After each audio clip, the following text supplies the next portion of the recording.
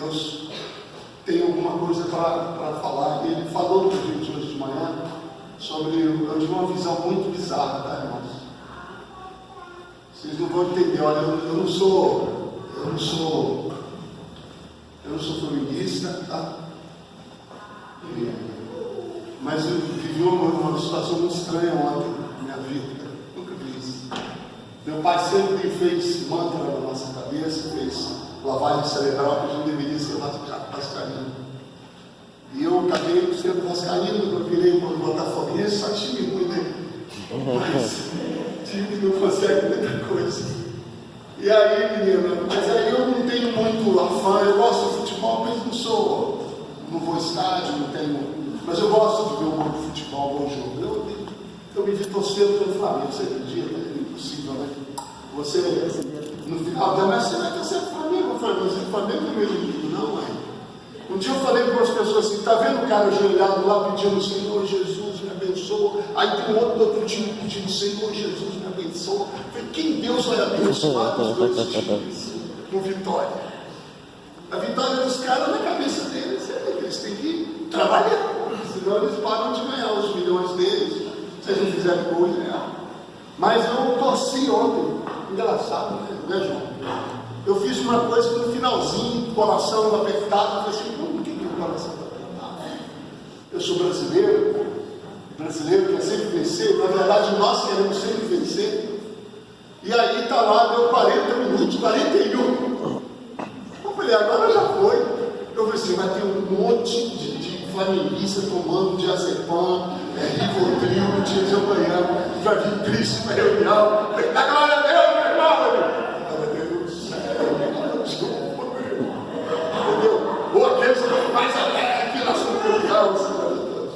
Mas eu dei um salto na hora do primeiro gol, que eu falei, ué, por que eu não saltei do sofá? Não, dei um salto, fui gol, dei um salto pro meio, gritei, e voltei,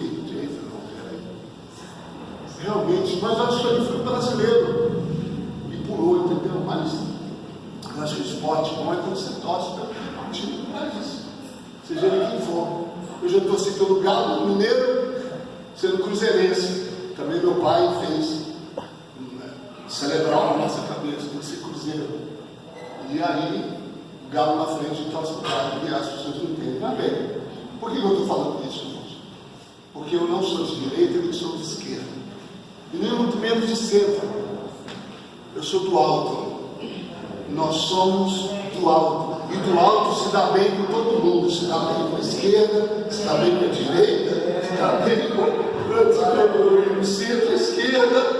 Por quê? A visão de hoje tem a ver com o Luiz Inácio Lula da Silva. Você acredita nisso? Eu falei, oh, meu Deus, eu vou falar isso mesmo, tenho certeza. Porque eu vi o Lula entrando no encontro, no nosso encontro. Ele entrava e ficava lá, em vez de ele sentar para fazer alguma coisa, ele começava a querer ganhar voto, alguma coisa, dizer que era inocente, tudo. Aí eu falei assim, pô, está muito livre aqui dentro da gente, tem alguma coisa errada. O que Deus falou comigo antes de passar para a segunda visão? E antes de ir para a terceira, que o Lula, de verdade, ele está solto.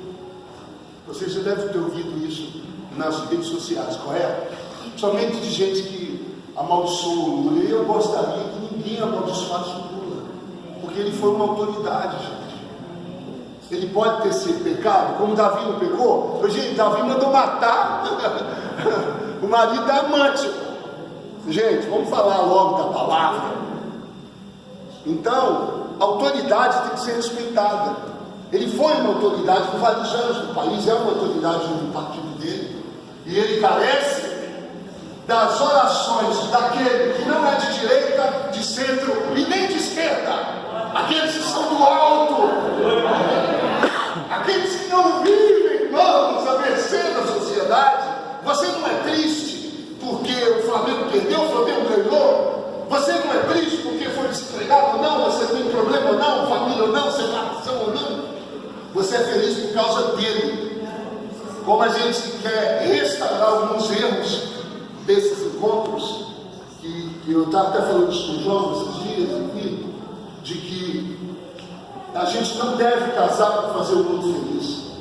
A gente não deve fazer discípulo para fazer um discípulo feliz. É impossível isso acontecer. A gente casa para agradar a Deus, vive casado para agradar a Deus e faz discípulo para agradar a Deus. Por quê? Porque eu não sou de baixo, eu sou de cima. O que isso mexeu comigo? Da questão de Lula, que pode estar sendo solto, mas não está livre completamente, porque ele não pode sair do país, sabe disso? Ele está livre, ele está solto. É igual Satanás, irmãos. Satanás está livre ou está solto? Está solto, porque ele já foi condenado, irmãos. Ele não está livre, ele está condenado. A essência dele vai chegar o dia dele. Nós repreendemos um pastor, mas vocês vão entender por que eu repreendi o pastor. Estava eu no encontro da rádio, no sítio, 50 mil anos atrás, 1994, 2000. Um pastor, a gente era responsável pela base missionária, e um pastor, alguém me ligou e falou assim: Leandro, o pastor está orando para Satanás se converter. E a oração do pastor era assim, cara: olha, Deus, Pai, que o diabo se converta, Pai, porque se o diabo se converter, a vida vai ficar melhor, vai ficar tudo tranquilo. Aí eu falei: como é que o pastor faz uma oração dessa, sem saber que o cara está condenado, gente? Quer você ser advogado, juiz e libertar o cara? E aí fomos lá com muito carinho, que era a cabeça branca, e repreendemos, assim: olha, isso aí está completamente fora daquilo que Deus quer para a tua vida, não é nem para a vida dos outros, porque você acaba confundindo o incauto, a pessoa que não tem entendimento da palavra, a pessoa que nem sabe quem é o Senhor. Isso pode enganar. Então o diabo, na verdade, ele está solto, mas ele está condenado e sacramentado. Você acredita nisso? Amém? Então guarda o teu coração. Qual é o que Deus está falando aqui? Eu acho que uma ligação com as 3 outras visões, as 2 outras visões, foi a questão de muitos de nós aqui, queridos, estarmos soltos, estamos aqui com liberdade de vir e ir, mas estamos completamente presos a alguma coisa. Quem lê o livro A Igreja Real, tem um relato de um filho de um pastor que era ladrão de moto, foi preso e não, graças a Deus, não morreu, porque Deus tinha cuidado da vida do Chapolin, era o apelido dele, sabe? E aí, o que acontece? O Chapolin estava lá dentro e falando para mim, desesperado, na minha primeira visita para ele. Eu vou falar quem não leu no livro. Ele estava desesperado, querendo, falou assim: olha, se a porta aberta, eu saio correndo. Eu não aguento mais esse negócio, um monte de homem tomando banho naquele filete, aquele banheiro no buraco, aquele negócio horrível, todo mundo detonado. Aí eu falei para ele assim: cara, você, desculpa a franqueza, você merece estar aqui. D'accord? Você merece estar aqui, porque você fez isso, você está pagando pelo teu erro, e não pagou pela tua vida. Que roubar na Baixada Fluminense, é igual aquele negócio do Flamengo, roubou na Baixada Fluminense, Serol, os caras,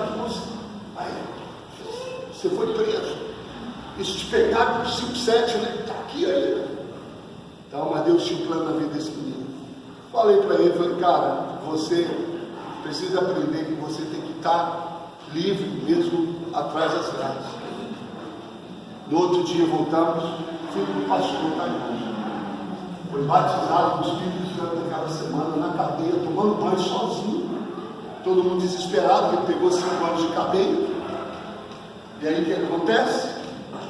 Ficou cheio de alegria. Quando eu vejo o Chapolin, ele com aquela cara toda lisinha, assim, rindo, barba feita, cabelinho, eu falei, o que aconteceu? Aí você lê o resto do cabelo. Aí o que aconteceu? Ele falou assim, cara, não sei, eu comecei a estar debaixo da chutada, comecei a sentir um negócio, uma alegria, comecei a pular, rir, chorar e falar os troços esquisitos. Eu falei, exatamente, você foi cheio, batizado com o Espírito Santo. E ele falou assim, ó, Deus tem um plano para você aqui, cara. Ele pegou